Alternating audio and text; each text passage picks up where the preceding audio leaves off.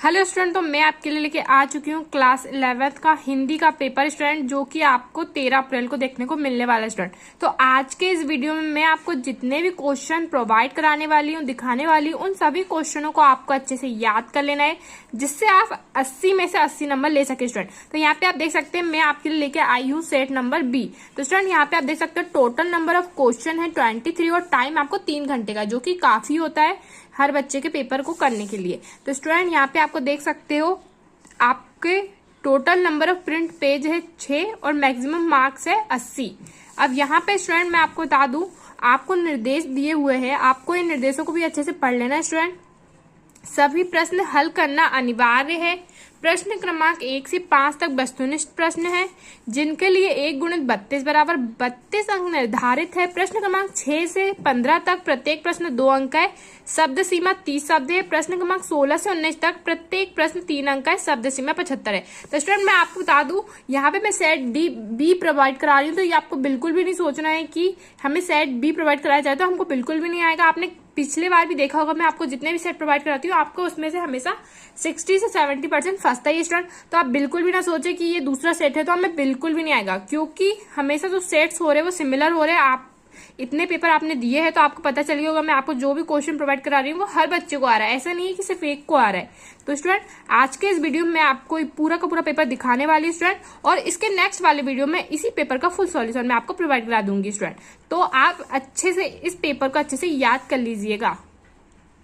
और हाँ स्टूडेंट, यहाँ पे आप कोड देखते हो और वही कोड हमें यहाँ नीचे दिख रहा है, तो इससे ये प्रूव हो जाता है ये रियल पेपर स्टूडेंट, जो कि आपको 13 अप्रैल को देखने को मिलने वाला है स्टूडेंट। और ये स्टूडेंट आपका लास्ट पेपर है क्लास कक्षा 11वीं वालों के लिए। तो आप ये बिल्कुल ना सोचे फेक पेपर है स्टूडेंट, आपका लास्ट पेपर है। तो आप भी सोच रहे होंगे हमारा एक लास्ट पेपर बचा है तो अच्छा जाना चाहिए। तो स्टूडेंट मैं आपको बता दूं, इस पेपर को आपको अच्छे से याद कर लेना है, अथवा सहित क्वेश्चन, क्योंकि हमेशा क्वेश्चन हमें ऊपर नीचे आ रहे हैं। तो आप कंफ्यूज ना होए, आप क्वेश्चनों को अच्छे से पढ़े, जो भी क्वेश्चन दिए हुए उन्हें अच्छे से समझ ले और फिर उसे सॉल्व करें। अब यहाँ पे स्टूडेंट आप देख सकते हो प्रश्न नंबर पहला है हमारा, एक सही विकल्प चुनकर लिखिए। तो स्टूडेंट आपको पता ही होगा, आपको 6 नंबर के विकल्प आते हैं। पहला आपका है प्रकृति के चित्रे कवि है। दूसरा है नमक की गाड़ियां जा रही थी। तीसरा है भरत मुनि द्वारा रचित ग्रंथ का नाम है। चौथा है हिंदी का प्रथम साप्ताहिक पत्र था। अब पांचवा है दोहे में कुल कितनी मात्राएं होती है। छठवा है काठ का उल्लू मुहावरे का अर्थ है। अब प्रश्न नंबर दूसरा है रिक्त स्थान में सही शब्द चुनकर लिखिए। तो कबीर के अनुसार परमात्मा खालिस्तान है। दूसरा, डॉक्टर नागेंद्र ने खालिस्तान को पुनर्जागरण काल कहा है। संगीत के क्षेत्र में लय खालिस्तान प्रकार की होती है। चौथा है ऑल इंडिया रेडियो की स्थापना खालिस्तान में हुई। FM से तात्पर्य खालिस्तान है। शांत रस का स्थायी भाव खालिस्तान है। अब यहाँ पे है रचना के आधार पर वाक्य के खालिस्तान भेद होते हैं। तो यहाँ पे स्टूडेंट आपको मैंने प्रश्न नंबर दूसरा दिखा दिया है और प्रश्न नंबर पहला भी आपको बता दिया है। तो इसके नेक्स्ट वीडियो में आपको पूरे सॉल्यूशन प्रोवाइड करा दूंगी स्टूडेंट। अब यहाँ पे आपको प्रश्न नंबर तीसरा दिख रहा है, सही जोड़ी बनाकर लिखिए। तो यहाँ पे आप स्टूडेंट देख सकते हो आपको 6 नंबर की सही जोड़ी आई हुई है स्टूडेंट। तो यहाँ पे आपको मैं दिखा देती हूँ कितने नंबर की, 6 नंबर की। खड़ी बोली, छोटे छोटे सवाल, बादलों के घरे, भारतीय कलाएं, कविता, भारत में टेलीविजन की शुरुआत। अब यहाँ पे आपको प्रश्न नंबर चौथा, एक वाक्य में उत्तर दीजिए, ये लिखिए। तो पहला है मीरा ने अपना आराध्य किसे माना है। मोहन के गुरु का नाम क्या था। बंसीधर ने किससे बेर मोल लिया था। लता मंगेशकर के पहले चित्रपट संगीत के क्षेत्र में कौन सी गायिका का बोलबाला था। पांचवा है पटकथा किसे कहते हैं। छठवा है पगड़ी की लाज रखी है में कौन सी शब्द शक्ति है। अब सातवा है तत्सम शब्द की परिभाषा लिखिए। अब स्टूडेंट आपका प्रश्न नंबर 5वां भी आप देख सकते हैं, यहाँ पे सत्य अथवा असत्य लिखिए। कबीर ब्रज भाषा के कवि है। संस्मरण स्मृति पर आधारित होता है। संचार शब्द की उत्पत्ति 4 धातु से हुई है।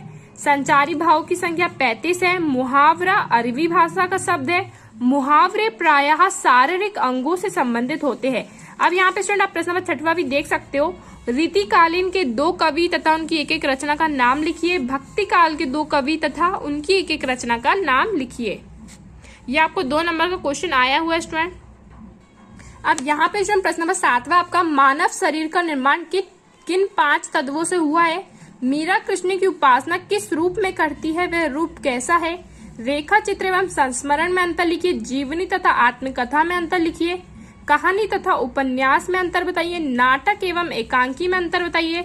लता के गायन की 2 विशेषताएं बताइए। गुप्त काल को स्वर्ण काल क्यों कहा गया है? अंतर्व्यक्तिक संचार से क्या आशय? शब्दकोश एवं संदर्भ ग्रंथ में क्या अंतर है? संचारी भाव किसे कहते हैं? हास्य रस को उदाहरण समझाइए। रस के अंग लिखिए। शांत रस को उदाहरण द्वारा समझाइए। मिश्र वाक्य और संयुक्त वाक्य में अंतर बताइए। क्षेत्रीय शब्द से क्या समझते हैं? लोकोक्ति और मुहावरे में अंतर लिखिए। सार लेखन और भाव पल्लवन में क्या अंतर है? कबीर के अनुसार अज्ञानी गुरुओं की शरण में जाने पर शिष्यों की क्या गति होती है? लोग मीरा को बावरी क्यों कहते हैं? प्रेमचंद अथवा कृष्ण सोवती का साहित्यिक परिचय निम्नलिखित बिंदुओं के आधार पर दीजिए। तो यहाँ पे स्टूडेंट देख सकते हैं, आपको 2 रचनाएं लिखनी है, भाषा शैली लिखनी है, साहित्य में स्थान लिखना है। बेर क्रोध का आचार्य मुरब्बा है अथवा विद्यादाती विनियम। तो आपको इसका भाव पल्लवन करना है स्टूडेंट। अब क्वेश्चन नंबर 19 है, निम्नलिखित गद्यांश को पढ़कर पूछे गए प्रश्नों को तरीके से। स्टूडेंट यहाँ पे आपको गद्यांश दिया हुआ है, आपको 3 नंबर का आता है स्टूडेंट गद्यांश में। आपको बता दूं तो यहाँ पे आपको 3 क्वेश्चन दिए हुए हैं जो कि 1-1 नंबर के हैं। तो आपको इसी गद्यांश को अच्छे से पढ़ना है। इसको पढ़ने के बाद आप इन क्वेश्चनों का आंसर आसानी से दे देंगे। अब क्वेश्चन नंबर 20 है, निम्नलिखित पद्यांश का संदर्भ प्रश्न सहित भावार्थ लिखिए। तो यहाँ पे स्टूडेंट आप देख सकते हो, आपको भावार्थ आया हुआ है। यहाँ पे आप देख सकते हो स्टूडेंट, आप आपका क्वेश्चन नंबर 21 है, निम्नलिखित पद्यांश का संदर्भ प्रश्न सहित भावार्थ लिखिए। तो यहाँ पे आप देख सकते हो स्टूडेंट, आपको अथवा भी दिया हुआ है स्टूडेंट। तो आपको दोनों कर लेना स्टूडेंट, क्योंकि दूसरे सेटों में क्या होता है, वो क्वेश्चन एक देगा, हो सकता है आपको ये वाला बस पूछा या फिर ये वाला बस पूछे, फिर दूसरे सेट में क्या होगा, ये वाला पूछेगा या फिर ये वाला। तो आपको ये ध्यान देना है। अब क्वेश्चन नंबर 22 है आपका, आपकी कक्षा 10 की अंकसूची खो गई है। अंकसूची की द्वितीय प्रति प्राप्ति के लिए सचिव माध्यमिक शिक्षा मंडल भोपाल को एक आवेदन पत्र लिखिए स्टूडेंट। तो आपको एप्लीकेशन आई है 4 नंबर की। आपका मित्र एक शासकीय डॉक्टर है, वह निरंतर कोरोना मरीजों की देखरेख कर रहा है, उसके योगदान पर उसे सद्भावना पत्र लिखिए। अब यहाँ पे स्टूडेंट आपको 23 क्वेश्चन नंबर है आपका, निम्नलिखित विषयों पर लगभग 120 शब्दों में निबंध लिखिए, अनुच्छेद लिखिए, निबंध अनुच्छेद में लिखिए। तो आधुनिक जनसंचार माध्यम और हम वैश्विक आपदा कोरोना से निपटने में युवाओं की भागीदारी, ऑनलाइन शिक्षा पद्धति, विद्यार्थी जीवन उसमें अनुशासन का महत्व, सूचना प्रौद्योगिकी संभावना द्वारा पार, कोविड-19 का हमारी सामाजिक और आर्थिक व्यवस्था पर प्रभाव। तो स्टूडेंट मैंने आपको पूरा का पूरा पेपर आपको प्रोवाइड करा दिया स्टूडेंट। तो अभी से बैठ जाइए और सभी क्वेश्चनों की तैयारी करना स्टार्ट कर दीजिए। यदि स्टूडेंट आपको मेरा ये वीडियो पसंद आया है स्टूडेंट, तो लाइक शेयर करना ना भूले, और यदि आप चैनल में नए हो तो चैनल को सब्सक्राइब कर लीजिए स्टूडेंट, क्योंकि मैं बहुत जल्द इस पेपर का सॉल्यूशन आपके लिए ला दूंगी स्टूडेंट, जिससे आप अच्छे से तैयारी कर सके। तो स्टूडेंट यहाँ पे आप देख सकते हो, मैंने आपको पूरे के पूरे क्वेश्चन आपको प्रोवाइड करा दिए हैं।